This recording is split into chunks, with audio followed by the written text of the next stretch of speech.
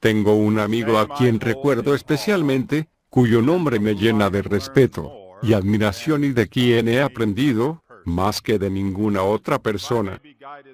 Si me guía el Espíritu, os diré algunas de las grandes verdades que he aprendido de él. Él dio un sermón, que probablemente sea el más grande, que jamás haya salido de labios mortales, lo dio hace muchos años, en una montaña cerca de Capernaum, la ciudad donde vivía. Él se dirigió a miles de sus amigos judíos, a quienes sus maravillosas palabras iluminaron el alma con la luz de los cielos, y encendieron su ser con el fuego del testimonio. Nunca nadie habló como él lo hizo, y aún en la actualidad, al leer y meditar acerca de sus palabras, sentimos que nuestro corazón se enciende de emoción dentro de nosotros. Como parte culminante de su sermón del monte, dio este consejo: cualquiera, pues, que me oye estas palabras, y las hace, le compararé a un hombre prudente, que edificó su casa sobre la roca. Descendió lluvia, y vinieron ríos, y soplaron vientos, y golpearon contra aquella casa, y no cayó, porque estaba fundada sobre la roca.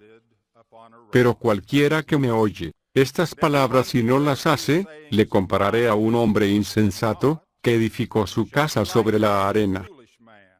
Y descendió lluvia, y vinieron ríos, y soplaron vientos, y dieron con ímpetu contra aquella casa, y cayó, y fue grande su ruina. Toda persona que nace en este mundo edifica una casa, y la coloca sobre un cimiento, que ella misma se encarga de seleccionar. Todas las casas que se edifican en esta esfera mortal, están expuestas a las tormentas y contiendas de la vida. El propósito divino requiere que seamos probados en nuestra etapa mortal con lluvias, vientos e inundaciones. Vivimos en medio de una turbulenta tormenta de pecado, las lluvias del mal, y los vientos de falsa doctrina, así como las inundaciones de los vicios carnales, nos sacuden violentamente. Pero está dentro de nuestro poder, y de nuestras posibilidades el edificar una casa de fe, una casa de justicia, una casa de salvación. Todos podemos, si lo queremos, aún edificar una casa de Dios, un santuario, un templo del Dios viviente. De hecho, todo santo de los últimos días, que es fiel y sincero, ha edificado en sí mismo un templo de Dios, en el cual mora el Espíritu de Dios, y como lo dice Pablo, si alguno destruyera el templo de Dios, Dios le destruirá a él, porque el templo de Dios, el cual sois vosotros, santo es. Si edificamos nuestra casa sobre una roca, con los ladrillos y el cemento de las buenas obras, ésta soportará las tormentas y los peligros de la vida, y nos preservará para recibir una herencia eterna en el más allá. Pero si esa casa está edificada sobre las arenas de la maldad, con los materiales herrumbrados, y el maderaje corrompido, de los vicios carnales, las lluvias, los vientos, y las inundaciones la destruirán. Entonces, aprendamos de nuestro amigo eterno, dónde y en qué forma quiere que edifiquemos esa casa que será morada de nuestro espíritu, durante esta nuestra vida mortal. Busquemos la respuesta en una tierna y candorosa escena que tuvo lugar en Cesarea de Filipo, al norte del mar de Galilea, y cerca del monte Hermón. Las multitudes que buscaban a Jesús para coronarle rey, porque les había alimentado, se habían alejado de él cuando en el sermón les habló del pan de vida. Pero el pequeño grupo de sinceros y valientes creyentes que permaneció con él tenía necesidad de alimento espiritual. Mientras Jesús oraba, ellos permanecieron cerca. Después, él les testificó que era el Hijo de Dios, testimonio que repitió muchas veces durante su ministerio. Jesús les preguntó quién decían los hombres que era el Hijo del Hombre. La pregunta en sí testifica su divinidad, porque tanto él como sus discípulos sabían que el nombre de su Padre es varón, u hombre, de santidad, y que el nombre de su unigénito es Hijo del hombre, o varón, de santidad. Las respuestas de los apóstoles expusieron las deducciones y falsas creencias de una gente apóstata. Ellos le dijeron que algunos aceptaban la creencia del malvado Herodes, quien había hecho matar a Juan el Bautista, y al oír hablar de Jesús, pensaba que era Juan, que había resucitado de los muertos. También le dijeron que otros pensaban que era Elías, quien había de restaurar todas las cosas, o que se trataba de Elías el profeta, quien habría de venir antes del grande y terrible día del Señor, o que era Jeremías, quien, de acuerdo con sus tontas tradiciones, había escondido el arca del convenio en una cueva en el monte Nebo, y prepararía el camino para el Mesías, volviéndola a colocar, conjuntamente con el Urim y Tumim, en el lugar santísimo. Luego el Salvador hizo la pregunta, que toda alma viviente que desee obtener la salvación, debe responder apropiadamente, ¿y vosotros, quién decís que soy yo? Vosotros, apóstoles del Señor Jesucristo, vosotros santos del Altísimo, vosotros, almas devotas que buscáis la salvación, ¿qué pensáis? ¿Está la salvación en Cristo, o habremos de buscarla en otro ser? Dejemos que cada uno hable por sí mismo.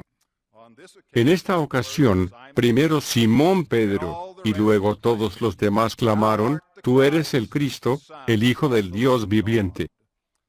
Tú eres el Mesías prometido, tú eres el unigénito en la carne, tu Padre es Dios». ¡Qué declaración maravillosa e impresionante! Como dijo Pablo, e indiscutiblemente, grande es el misterio de la divinidad, Dios fue manifestado en carne, justificado en el Espíritu, visto de los ángeles, predicado a los gentiles, creído en el mundo, y recibido arriba en gloria. Y luego, al pie de la montaña, en la cual habría de ser transfigurado, el Hijo del Hombre, cuyo Padre es Dios mismo, aceptó y aprobó los solemnes testimonios de sus amigos, diciendo a Pedro, «Bienaventurado eres, Simón, hijo de Jonás». Cuán cuidadosamente aclara la diferencia entre él y los demás hombres. Él es el Hijo de Dios, Pedro, el hijo de Jonás. El Padre de Jesús es el eterno varón de santidad, el Padre de Pedro, un hombre mortal. Pero, ¿por qué le dijo a Pedro que era bienaventurado? Porque él supo, por el poder del Espíritu Santo, que Jesús es el Señor. El Espíritu Santo testificó al espíritu de Simón, el principal de los apóstoles, que Jesús de Nazaret es el Hijo de Dios.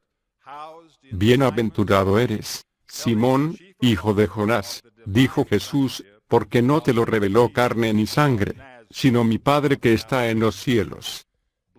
Con esas palabras, mi Padre que está en los cielos, nuevamente Jesús hizo alusión a la diferencia entre su Padre y el de Pedro, y luego continuó con sus palabras de promesa y de doctrina, diciendo, «Y sobre esta roca, la roca de la revelación, edificaré mi iglesia, y las puertas del Hades no prevalecerán contra ella». ¿Cómo podría ser de otra manera? No existe otra base sobre la cual el Señor pueda construir su iglesia y su reino. Todo lo referente a Dios solamente se conoce por medio del poder de su Espíritu. O aceptamos esta verdad, o nunca llegaremos a conocerle. No hay persona alguna que pueda llegar a saber que Jesús es el Cristo, sino por medio del Espíritu Santo. Revelación, revelación pura, perfecta y personal. Esta es la roca. Revelación de que Jesús es el Cristo. El sencillo y maravilloso testimonio que viene del Dios del cielo al hombre en la tierra, y que afirma que Jesús es el Hijo de Dios, esa es la roca. La divinidad de nuestro Señor Jesucristo. La verdadera palabra que se recibe de los cielos, de que Dios es el Padre de Cristo, y que Él ha traído luz e inmortalidad por medio del Evangelio, esa es la roca.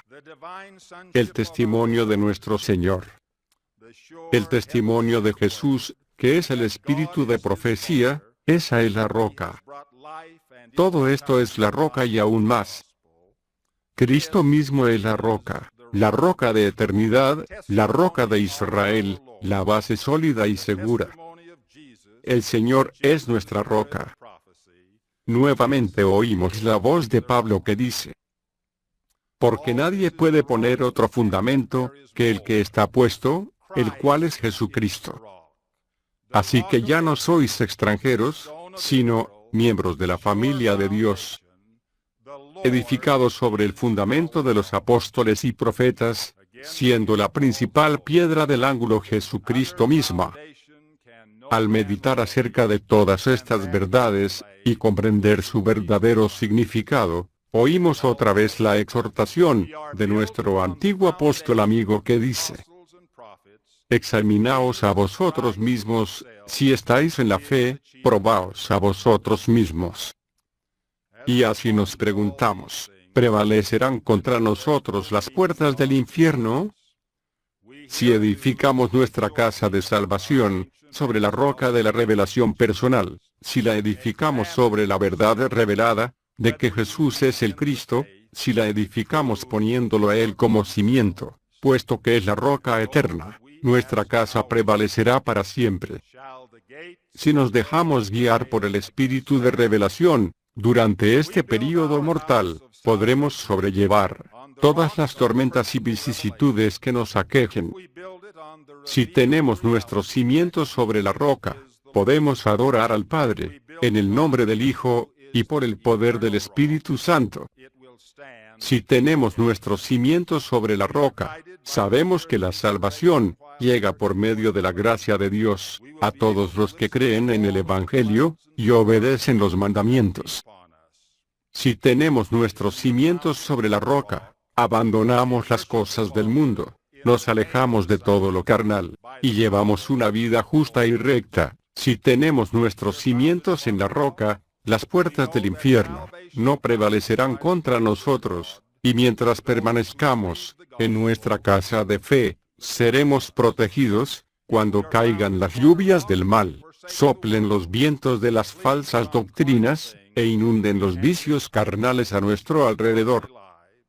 Gracias le doy a Dios porque, como santos de los últimos días, tenemos nuestros cimientos sobre la roca.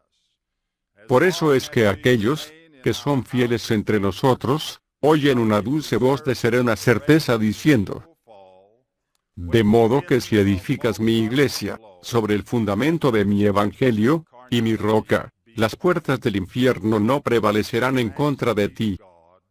He aquí, tenéis mi evangelio ante vosotros, y mi roca y mi salvación. Junto con Pedro y los antiguos profetas, nosotros testificamos que sabemos, como ellos sabían, verdades que ni carne, ni sangre podrán revelar nunca al hombre.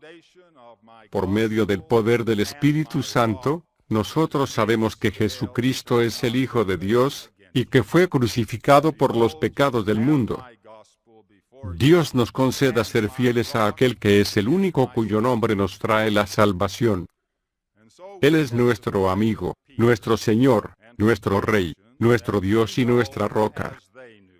Y puedo agregar, incluyendo a mis hermanos del Consejo de los 12, que, hablando como apóstol del Señor Jesucristo, y al igual que como lo dieron los antiguos apóstoles, damos testimonio de que Jesús ha vuelto a restaurar en estos, los últimos días, la plenitud de su Evangelio eterno, para la salvación de todos los hombres de la tierra, que crean en él o lo obedezcan. Testificamos también, que él llamó a José Smith, hijo, para que fuera el profeta de los últimos días, el primer y principal apóstol, de la dispersación del cumplimiento de los tiempos, y le dio todas las llaves, el sacerdocio y el poder que poseían Pedro, y los apóstoles y los antiguos profetas, en los días de su ministerio. Testificamos que estas llaves, y el santo apostolado se restauró, en el siguiente orden: José Smith, Brigham Young, John Taylor, Wilford Woodruff, Lorenzo Snow, Joseph F. Smith, Heber J. Grant, George Albert Smith, David O. McKay, Joseph Fielding Smith, Harold B. Lee, y Spencer W. Kimball. Este santo apostolado, y estas llaves continuarán de un apóstol a otro, hasta que el Señor Jesucristo baje de los cielos para reinar personalmente sobre la tierra. Esto no lo digo por mí mismo, sino en el nombre del Señor, como su representante, y diciendo lo que Él diría, si estuviera aquí personalmente. Testifico que Jesucristo es el único medio por el cual se logra la salvación, y que nosotros somos sus ministros. Lo testifico en su nombre. Amén.